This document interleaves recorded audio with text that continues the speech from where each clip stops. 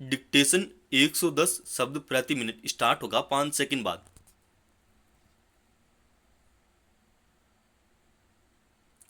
Start. Manipur में हिंसा रुकने का नाम नहीं ले रही। अभी जिरीबाम जिले के एक आदिवासी बहुल गांव में घुसकर सशस्त्र उग्रवादियों ने 6 घरों में आग लगा दी। उसमें एक महिला मारी गई। मृतक महिला के पति ने प्राथमिकी दर्ज कराई है कि कमरे में बंद कर महिला के साथ सामूहिक बलात्कार किया गया, फिर उसे आग के हवाले कर दिया गया। हालांकि मणिपुर पुलिस इस मामले पर पर्दा डालने का प्रयास करती देखी गई। मणिपुर हिंसा को भड़के 1.5 वर्ष से अधिक समय हो गया। सरकार इस पर काबू पाने का आश्वासन भर देती रही है। हकीकत यह है कि वहां गृह युद्ध जैसे हालात हैं। मैतई और कुकी समुदाय के लोग घात लगाकर एक दूसरे पर हमला करते रहे हैं। अब तो इस हिंसा में रॉकेट और ड्रोन जैसे अत्याधुनिक हथियारों का भी सहारा लिया जाता देखा जाने लगा है। कई घटनाओं से जाहिर हो चुका है कि उग्रवादी पहले किसी इलाके को चिन्हित करते हैं, फिर वहां सिलसिलेवार ढंग से हमले करते हैं। इस समय जिरीबाम जिले में हमले अधिक देखे जा रहे हैं। हालांकि हिंसा भड़कने के बाद शुरू में केंद्र सरकार ने हस्तक्षेप किया था, मगर वह केवल दिखावटी साबित हुआ। उसके बाद भी कई बार उग्रवादियों ने पुलिस के शस्त्रागार से हथियार और गोला बारूद लूट लिए। बार बार दावे किए जाते रहे कि इस हिंसा पर काबू पा लिया जाएगा, मगर इसके लिए कोई व्यावहारिक कदम उठाया जाता नजर नहीं आया। सर्वोच्च न्यायालय ने भी इस पर स्वतः संज्ञान लेते हुए निगरानी और जांच समितियां गठित कर दी थीं। उसमें बाहरी राज्यों के पुलिस अधिकारियों को तैनात किया गया। मणिपुर पुलिस को बाध्य किया गया कि वह हर जांच में सहयोग करेगी। तब उम्मीद बनी थी कि मणिपुर हिंसा की हकीकत जल्दी ही सामने आएगी और हिंसा रोकने में मदद मिलेगी, मगर उसका भी कोई उल्लेखनीय नतीजा नहीं निकला। मणिपुर कोई इतना बड़ा और जटिल राज्य नहीं है कि वहां की स्थितियों से निपटना मुश्किल हो। विवाद भी एक भ्रम की वजह से पैदा हुआ था, जिसमें वहां के उच्च न्यायालय ने मैतई समुदाय को जनजाति श्रेणी में रखने का सुझाव दिया था।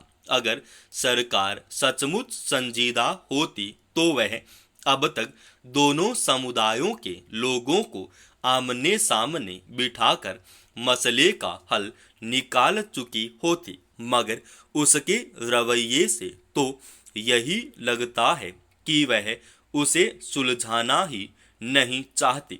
मणिपुर सरकार और केंद्र की ढिलाई का ही नतीजा है कि वहां उग्रवादी संगठन लगातार ताकतवर होते गए हैं और हिंसा प्रति हिंसा की घटनाओं पर काबू पाना कठिन जान पड़ता है। केंद्र में विपक्षी दल लगातार मांग करते रहे कि अगर मणिपुर की स्थिति से निपटने में वहां के मुख्यमंत्री नाकाम साबित हो रहे हैं तो उन्हें बदल देने में गुरेज क्यों होनी चाहिए, मगर केंद्र सरकार उस मांग को अनसुना करती रहे। कोई भी कल्याणकारी सरकार देश के किसी भी हिस्से में इस तरह पैदा हो गई गृह युद्ध जैसी स्थिति को हाथ पर हाथ धरे कैसे देख सकती है। इस मामले में राज्य सरकार की शिथिलता और केंद्रीय शीर्ष नेतृत्व की चुप्पी स्वाभाविक ही लोगों को हैरान करती है। अब तक मणिपुर में करीब 250 लोग मारे जा चुके हैं। 60,000 के आसपास लोग अपने घरों से विस्थापित हैं। कई महिलाओं के साथ सामूहिक बलात्कार हो चुके हैं। अब कब सरकारों की संवेदनशीलता नजर आएगी। दशकों से कानून होने के बावजूद दलितों के खिलाफ उत्पीड़न की समस्या खत्म नहीं हो रही है। आधुनिकता के दौर में भी ऐसी घटनाएं चिंताजनक हैं, मगर धीमी न्याय प्रक्रिया के कारण दोषियों को सजा मिलने में वक्त लगता है। कर्नाटक में एक दशक पुराने ऐसे ही एक मामले में निचली अदालत ने एक गांव के 101 लोगों को दोषी करार दिया। इसमें से 98 लोगों को आजीवन कारावास की सजा सुनाई गई है। जाति आधारित हिंसा और भेदभाव के खिलाफ लड़ाई में यह एक महत्वपूर्ण निर्णय है। एक मामूली विवाद में हुई घटना समाज के उस स्याह पक्ष को उजागर करती है जहां विकास के नए नए सोपान छूने के बावजूद सोच में बदलाव नहीं आया है। कोप्पल जिले की इस घटना में मामूली विवाद के बाद न सिर्फ दलितों पर हमला किया गया, बल्कि उनके घरों को भी आग लगा दी गई। इस तरह के मामले में एक बड़े समूह को अदालत से दोषी ठहराया जाना महत्वपूर्ण है। कर्नाटक जैसे प्रगतिशील राज्य में इस तरह की घटनाओं को रोकने के लिए प्रभावी प्रयास किए जाने की जरूरत है। अनुसूचित जातियों और जनजातियों के खिलाफ अत्याचार से जुड़े मामलों की जांच के लिए व्यापक व्यवस्था का अभाव भी इसका कारक है। दलितों पर अत्याचार से जुड़े 1/4 मामलों का निपटारा समय पर नहीं होता। सही तरीके से जांच नहीं होने के कारण अधिकांश मामलों में आरोपी सबूतों के अभाव या फिर गवाहों के मुकरने के कारण बरी हो जाते हैं। ऐसे में कोप्पल जैसे मामलों में आरोपियों को सजा मिलना बड़ी बात है। कर्नाटक में अज्जा जज्जा अत्याचार निवारण कानून के तहत हर साल 2000 से अधिक मामले दर्ज होते हैं।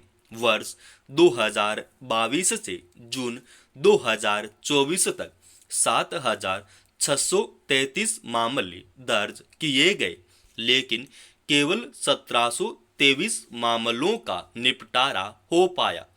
1363 मामलों में आरोपी बरी हुए, जबकि केवल 68 मामलों में दोष सिद्धि हुई।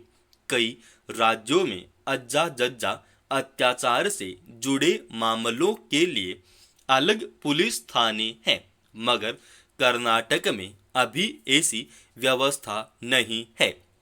हाल ही में सरकार ने हर जिले में अज्जा जज्जा मामलों के एक पुलिस थाना स्थापित करने और उसके लिए आवश्यक कर्मचारियों की नियुक्ति को मंजूरी दी है। जाति आधारित भेदभाव के खिलाफ लड़ाई अभी खत्म नहीं हुई है और इसके लिए समाज के सभी वर्गों से सामूहिक और निरंतर प्रतिबद्धता की आवश्यकता है। अपराधियों के खिलाफ प्रभावी दंडात्मक उपायों के साथ सामाजिक सद्भाव और समावेश को बढ़ावा देने के लिए सक्रिय पहल की आवश्यकता है। ताकि संविधान की सभी के लिए समानता और न्याय की भावना वास्तव में साकार हो। समाप्त। दोस्तों, रोजाना ऐसी एडवांस डिक्टेशन के लिए इस चैनल को आप अभी सब्सक्राइब कीजिए।